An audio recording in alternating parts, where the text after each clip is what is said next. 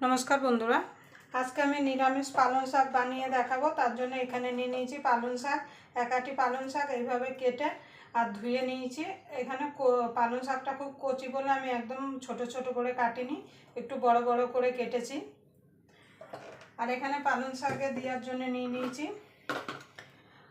ফুলকপি, সিম আর বেগুন। আমি আর কোনো সবজি দেবো না, আপনারা চাইলে আপনাদের পছন্দ মতো সবজি দিতে পারেন, মূলো, কুমড়ো।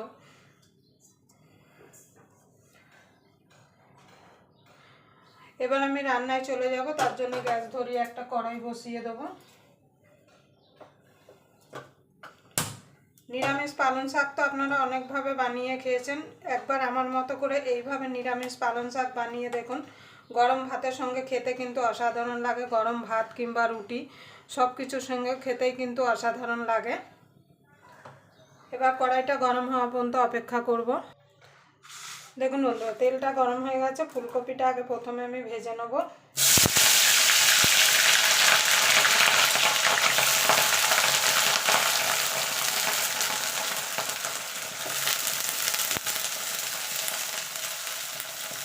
সামান্য একটুখানি নুন আর হলুদ দিয়ে দেবো, দিয়ে ফুলকপিটাকে আগে ভেজে তুলে নেব।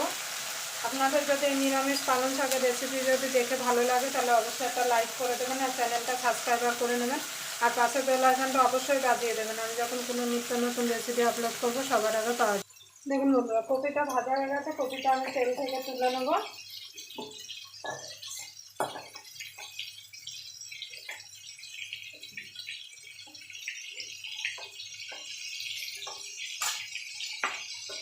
এই তেলে সিমটাও ভেজে নেব।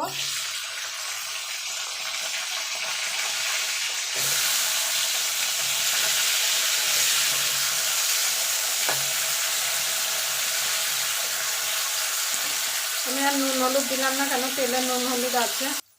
দেখুন বন্ধুরা, সিমটা ভাজা হয়ে গেছে, সিমটা তুলে নেব। আমি এখানে বড়ি দেবো না, আপনারা চাইলে বড়ি দিতে পারেন।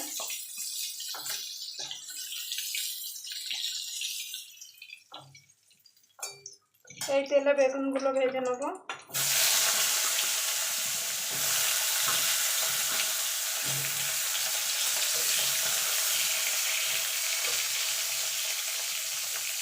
লাল লাল করে বেগুনগুলো ভেজে তুলে নেব। দেখুন বন্ধুরা, বেগুনটা ভাজা হয়ে গেছে, বেগুনটা তুলে নেব।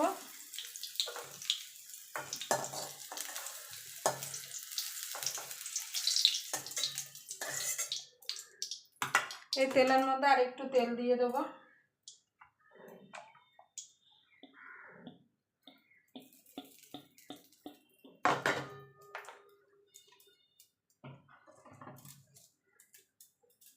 ফোড়নে দিয়ে দেবো একটা শুকনো লঙ্কা, পাঁচফোড়ন। আমি পাঁচফোড়ন দিচ্ছি, আপনারা চাইলে কালো জিরেও দিতে পারেন। এবার ফোড়ন থেকে যখন সুন্দর একটা গন্ধ বেরিয়ে আসবে তখন দিয়ে দেবো পালং শাকটা।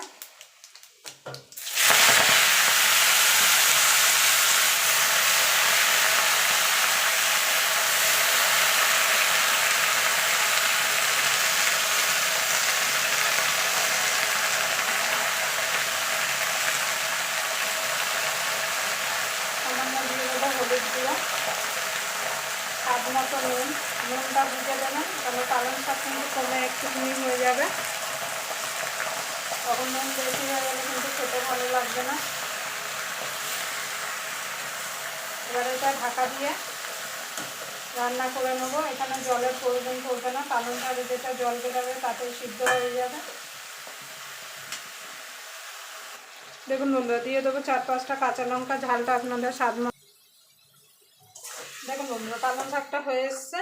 এবার দিয়ে দেবো যে বেগুন, সিম আর এটা ভেজে রেখেছিলাম ফুলকপিটা, সেটা দিয়ে দেবো। এইভাবে যদি আপনারা একবার পালং শাক বানান তাহলে দেখবেন খেতেও ভালো লাগবে, গরম ভাত কিংবা রুটি। আর সবজিগুলো কিন্তু একদম গলে যাবে না, সবজিগুলো একদম বেগুন ফেগুনগুলো গোটা গোটা থাকবে।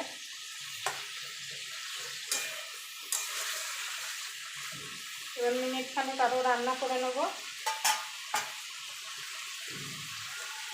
সামান্য একটুখানি চিনি দিয়ে দেবো, যেহেতু নিরামিষ পালং শাক।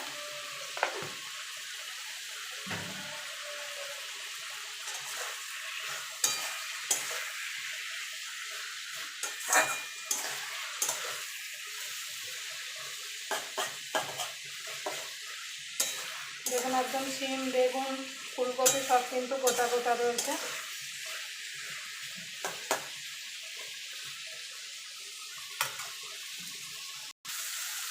দেখুন বন্ধুরা, পালং শাকটা হয়ে গেছে, আমি এবার নামিয়ে দেবো।